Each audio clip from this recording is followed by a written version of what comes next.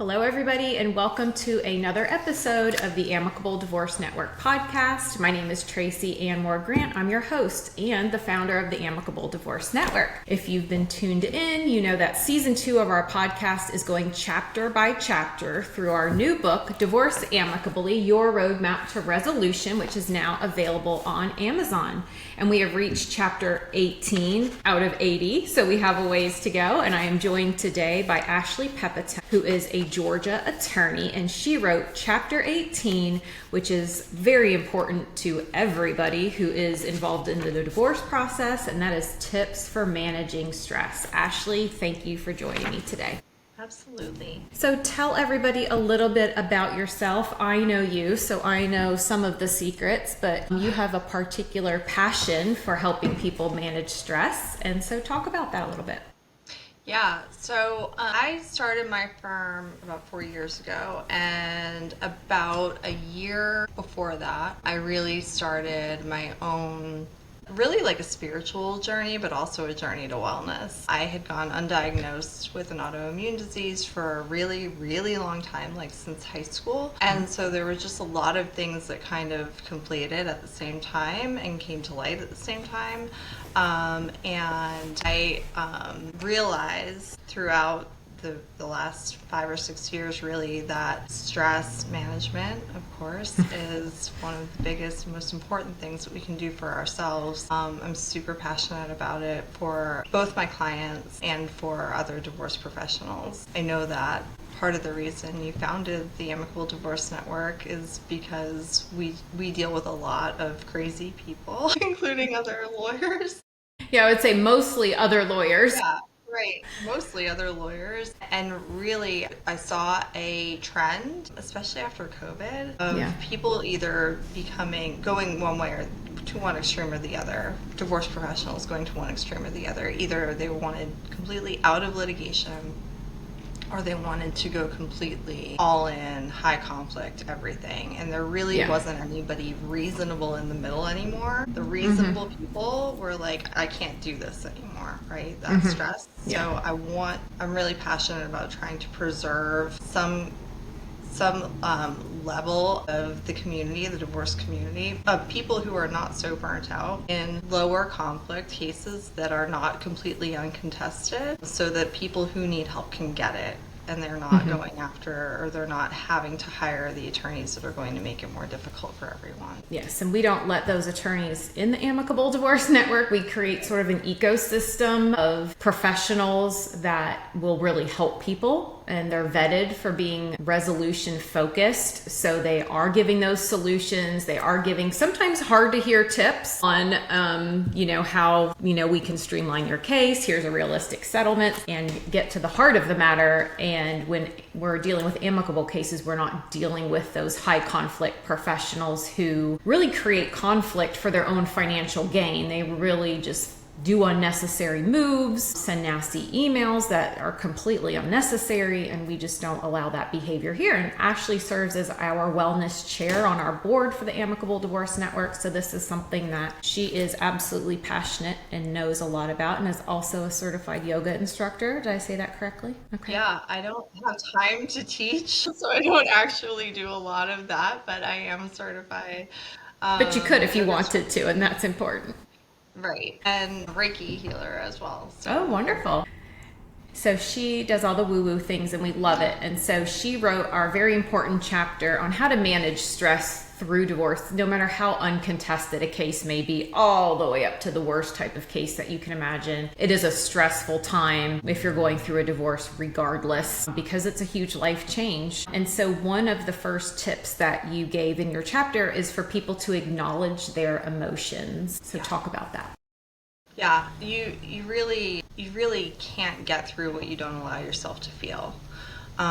Your emotions are going to manifest in some way. I saw, now I wish I had written it down. I think it was just this morning. I saw something that a therapist that I follow had shared, and it said that when you stifle a cry, your cortisol levels increase like 150% or something like that. So just holding those tears back will raise your cortisol levels. And of course, unless you've been living under a rock, you know what cortisol levels can do. It's your stress hormone. And when it releases into your body, it's your flight or fight mechanism. Right. And so if you are the type of person who just naturally, and not that it's a bad thing, usually we're conditioned from childhood if we were taught that, we need to be seen and not heard and not cause problems for the other people around us, usually the grown-ups around us. And then we become adults who feel like they need to stifle or hold back their feelings.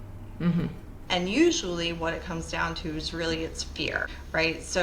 And fear will manifest in a lot of different ways. It could be crying and sadness, it could be anger, whatever it is, you need to acknowledge that it's not bad or good, it just is. It exists. And if you don't give it somewhere to go, it's going to go in your body and it's going to make you sick. Mm-hmm. Yeah. We see this often when people are going through divorce. It's just very, very difficult and isolating sometimes. And we always, recommend for people to always touch base with a mental health professional during this time. Some people just don't. So some of these tips are just very good for people to understand ways to work through things. Your next tip is to prioritize self-care. I think we could all do a better job of this, but talk about that. And I know that's, it's self-care is such a buzz phrase, and it has been for a really long time. And I don't necessarily mean, spa days and, bubble baths, but just things like making sure that you're being mindful of what types of media you're consuming. Yeah, you busted me on this one, so talk about that. You know what I'm talking about. Yeah, for me personally, for example, I used to unwind from my day as a divorce lawyer by listening to true crime podcasts and watching, Dateline or the First 48 or whatever at night to fall asleep. And my husband was like, "What is wrong with you?" Well, I think for me, I'm like, you know what? Murder is a little bit worse than divorce. Right. So, you'd be like, well, at least it's not as bad as, this or whatever, but actually mentally. Right. At least I'm not dealing with this. For me, it's even, and this is I'm just speaking personally, but I've noticed that even the colors of shows that I'm watching, like I couldn't watch Game of Thrones because it was too dark and gray.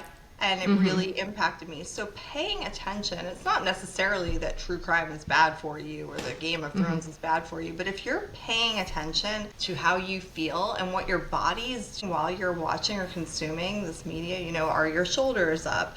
Is your jaw clenched? Is your tongue touching the roof of your mouth, or is it relaxed and dropped? Are you breathing at a slow pace? Are you able to breathe? Are you able to exhale a little bit longer than you inhale? These are all things that your body informs your mind how it's feeling, right? Yeah. And so if you pay attention to what your body is doing, you know what your mind is feeling. Yeah.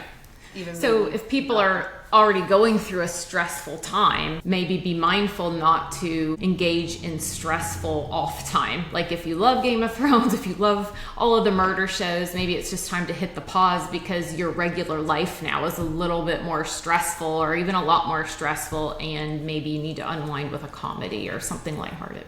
Yeah, and I think you have to also be careful not to, and this is just advice that I give all my clients, you have to also be careful not to dive too much into, these mommy groups on Facebook or these like support groups. There are good ones out there, but some of them are such negativity echo chambers that are just not good for you. You also can get some really bad legal advice from these sources. Yeah, I'm in a couple in my community, and I would say 99% of the time when I see somebody post a question and lay people have posted a response, it is often the opposite of correct. And I mean, like, they will say the law is this and it is not. And so, even a quick Google search would tell you that. So sometimes I think people sort of feed negativity and get people whipped up as opposed, because that's more entertaining, right? Than, the alternative. So misery loves company. Yeah, it's more entertaining. It makes them feel better temporarily. It makes them feel better, right? Like any drug. It's like it feels good in the moment, but then afterwards you're left, more stressed out. You're left questioning your lawyer maybe and what they're telling you because some stranger on the internet is telling you something different. Yeah. And you're left, sorry. I'm home today and my cat is trying to get into. It's hilarious. Sorry. You're left confused, right? At the very minimum, and at the most you're ending up more stressed. So do whatever you can to get advice from the correct professional. Do not get your legal advice from the mom group on Facebook for sure. Right. It's funny you should point that out because I would say 9 times out of 10 easy I see something and I'm like, that is 100% incorrect. But then we're not supposed to post legal advice on Facebook or, in that forum. And so it's hard for the actual professionals to jump in on that. Yeah, usually I'll just say something like, and I'm not just trying to get a bunch of clients. I just want people to have the people truth. to go in the right direction. Yeah, so I'll just say, like, I'm a lawyer and I'm happy to talk to you free of charge if you just send me if you want to. Yeah. Here's a link to a law that we have here, so something like that. You talk about Mel Robbins' let them theory. Yeah, which has gained, a lot of traction and popularity because she wrote an entire book about it. In between, I think, when we started writing this and now. So the let them theory is like such a simple thing, and that when you hear it, it's like, well, duh, of course, why wouldn't you do that? But the theory is just to let whatever somebody's doing that is bothering you, you have to just let it happen, because you can't control what somebody's going to think, what somebody's going to do. The example that she gave in her podcast was something that I could relate to personally. And it was, if you've got a group of girlfriends and you find out that they went to brunch and they didn't invite you, you're not going to be able to change that, right? And even if you tell them that it hurt your feelings, that's not going to really make you or them feel any better. So there are certain things that you just have to learn what to let them do. Learn when you, and your therapist, your divorce lawyer, your professionals that you hire are going to be able to tell you when to let them and when to dig your heels in a little bit, of course. But if it's something that you're not going to be able to control, and at the end of the day it's really not going to impact you for better or for worse other than the way you feel, you have to choose your own peace. Yeah. Yes, very well said. You can't control other people. There's a lot in a divorce process and things that you just have no control over. And so it's important to focus on things that you do have control over, and being in control of those items and making some smart moves will, be the right way to focus your attention. Your next tip is wait, why am I talking? I have some people that I can. Are we taking a list of people here or what?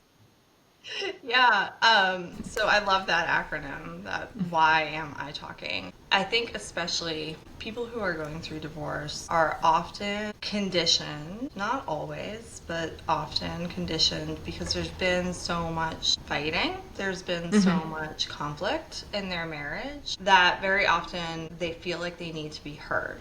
They feel like they need to talk. They feel like they need to get the last word in. And it's not because they're bossy, it's not because they're pushy, it's not because they're manipulative, it's just because they've spent so long feeling unheard in their marriage that it's like, well, now is my time to say my piece. But really, again, it's kind of like the let them theory. You have to pick and choose your battles and wait and say to yourself, why am I talking? Is what has been said to me, either by my spouse, my soon-to-be ex, my in-law, whoever, is this something that actually requires a response? If it does it require an immediate response? Is received sufficient? Is a got it good enough? Thumbs up.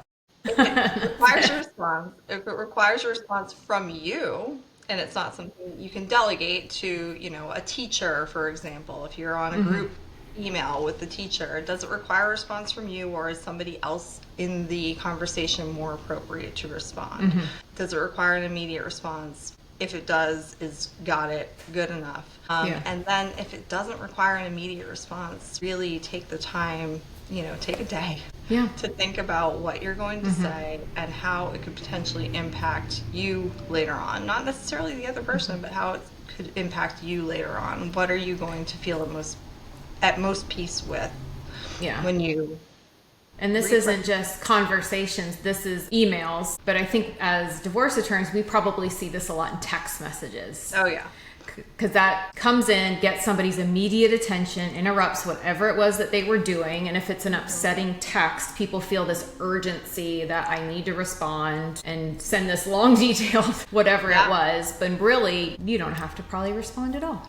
Right. Turn your read receipts off.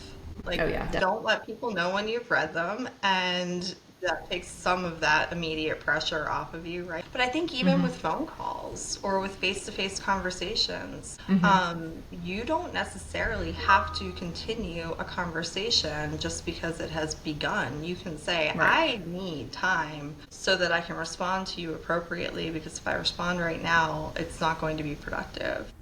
Yeah. And that takes a level of self-awareness and a lot of practice, though. Yeah. And a lot of people just starting their divorce journey are just learning those things, but you are in control of your reactions and your communication. And so it's just time to hit the pause button and learn those things about yourself. You also touch on the emotional freedom technique, which is also called tapping. Talk to us a little bit about that.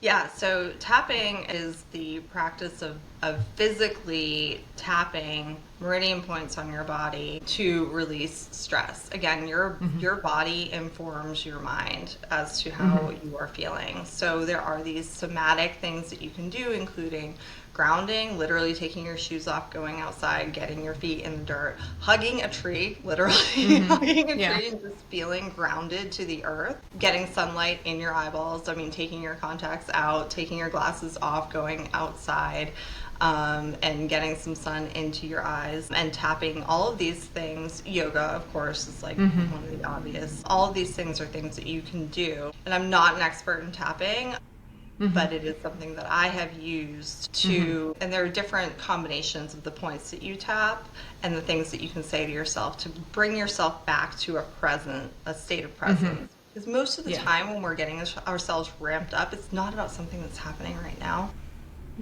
It's about something that's happened in the past. Or and if it is happening right now and you're this emotional about it, hit the pause button. That's a good clue. Yep, exactly. Almost never is going to require an immediate response. It is happening right now. And then you pivot to some tips about how we can take care of our bodies better. Yeah, this is a big one. You know, so often, and I know that there is a whole chapter on, addiction in the book, but so often we find ourselves in these cases where people are really turning to, especially alcohol, we see a lot, and parties will tend to want to use that against each other. It's like, they're drinking a lot. So, well, are they an alcoholic? Do they have a problem? Or is this just a really stressful time? So not only can abstaining from these things that are going to naturally physically change the chemical reactions and the chemical makeup of your body and your responses,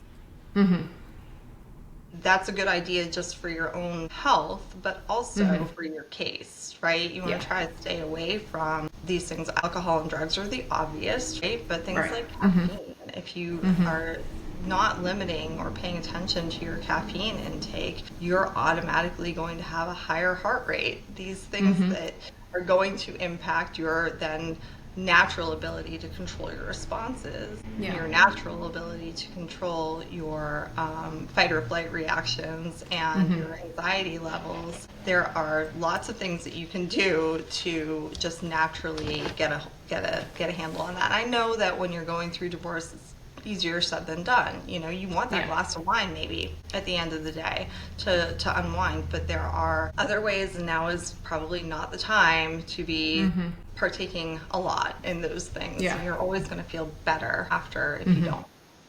Yeah, you have enough going on, take care of yourself and the things that you can manage. You talk about flipping your dog, not your lid. Yeah. So I mentioned yoga earlier. You don't have to go to a yoga studio to practice yoga, and you don't even have to call it yoga, right? Yeah. But the stretching, best poses, the best poses for stress relief, in my experience, tend to be inversions. So anything really where the lower half of your body is higher than your heart.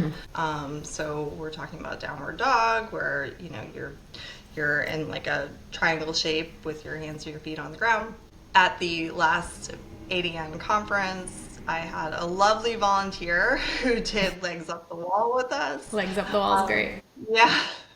Wear socks, don't hurt your wall. Right.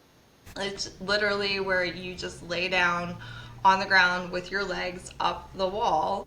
And that will improve your circulation. It will calm you down. It supports your lymphatic system. It can cool you down also at the end of the day. These are some really good poses for at the end of your day before you get into bed to kind of regulate your nervous system. Yeah.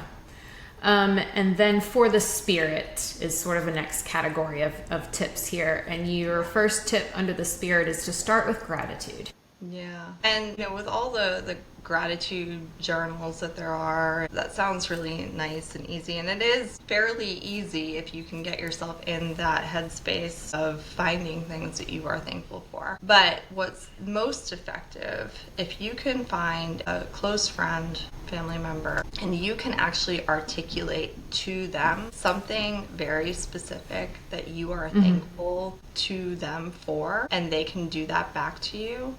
The impact of that is much, much stronger than just writing in a gratitude journal. But if a gratitude journal is all you've got in the moment, then great. Just start your day with 5 things that you're thankful for. And that can be my fuzzy socks. It can be I love socks. Pain in the butt cat that is ruining the podcast episode. It can be something as simple as your cup of coffee, but not too many cups of coffee because we already talked about caffeine. Right. It doesn't have to be the big things, but starting from a place of what are you thankful for? What are you wanting more of in your life? Because I know probably everybody's heard the phrase, where your energy goes, or what is the phrase? You know what I'm saying though? Where your focus goes, you get more of that. Yeah.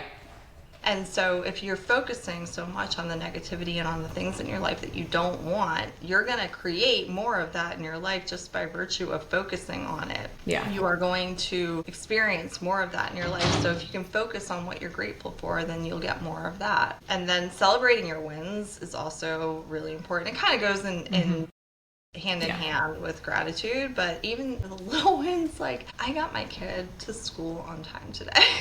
There you go. Sometimes that's the biggest win there is. And she brushed her hair, I got them to eat something other than chicken nuggets.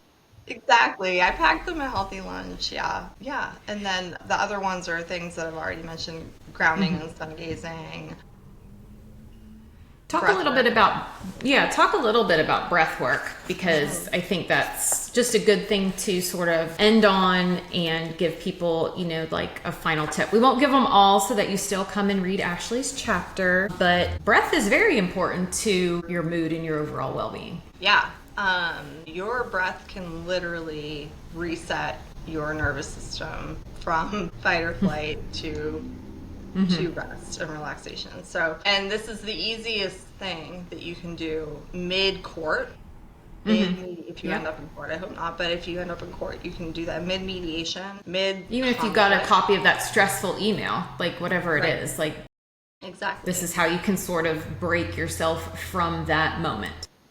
So the first thing you want to do is pay attention to where you are breathing from. If you are breathing through your mouth, that is going to, your body is informing your mind that I need to panic, because that's basically that's how we hyperventilate eventually, right? Are you breathing? How fast are you breathing? Again, it's your body telling your mind how it needs to feel. And like I said earlier, if you can breathe in and out through your nose, or at least in through your nose as much as possible, exhale at least a couple seconds longer than you inhale, which can feel a little weird at first, but if you can do that, that is how you are slowing down your heart rate and slowing down your fight or flight response.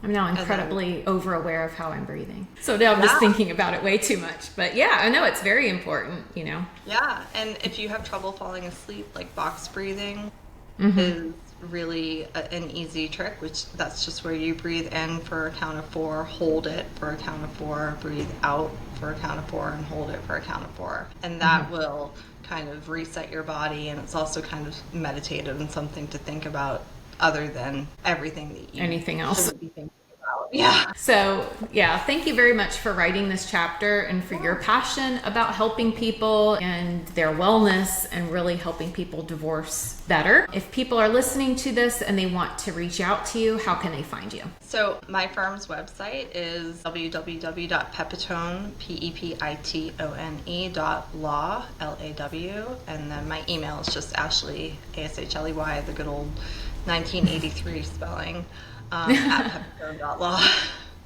And you can always find her information in our show notes. If you're driving, you can head to the Amicable Divorce Network membership directory or on divorceamicably.com, and you'll also find her as a board member listed on our website. Ashley, thank you very much for being my guest today and for everything that you do. Thank you, Tracy.